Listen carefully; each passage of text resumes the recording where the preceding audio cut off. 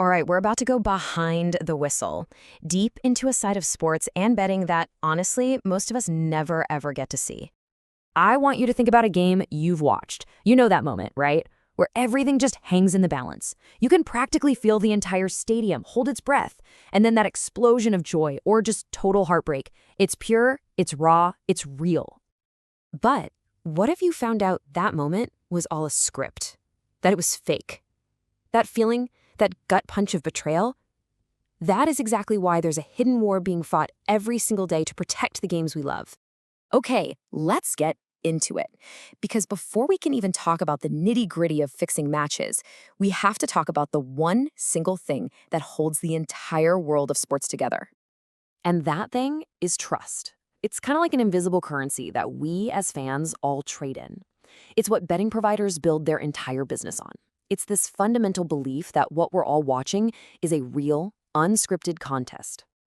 And here's the critical part. The second that trust is gone, poof, it's not a sport anymore.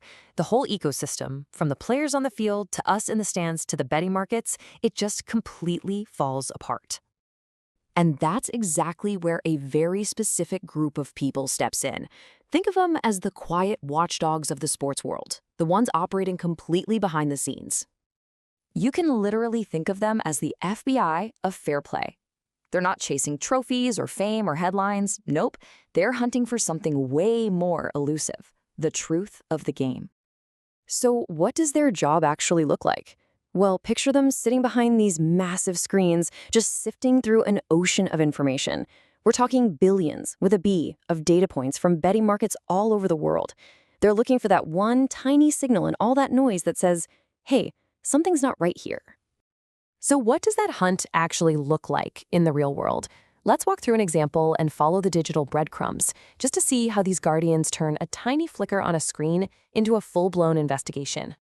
It almost always starts somewhere you would least expect. Not in a huge final with millions watching, but in a quiet, low-profile tennis match. You know, two players you've probably never heard of. Seems like there's nothing to see here.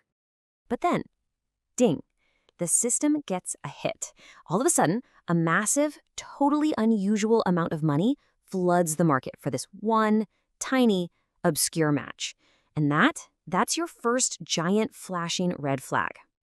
Now, here's where it gets really crazy.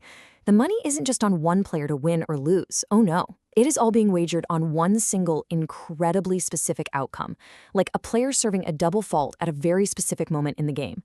Come on, that's not a lucky guess. That's a statistical anomaly that just screams that someone knows something they shouldn't.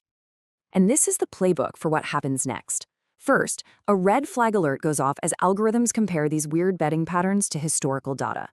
If it's weird enough, the system basically screams that there's an anomaly. That immediately triggers step 3, a case file is opened. And then the humans jump in, tracing the bets back to their source, working with sportsbooks and sometimes even law enforcement. But look, this isn't just about one rogue tennis match. This is a massive, global issue. And the people who get involved, well, they might not be who you think.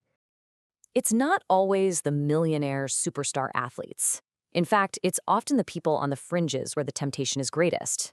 We're talking about semi-pro players on really low salaries, referees in lower leagues with less scrutiny, or even club staff who just happen to have inside access.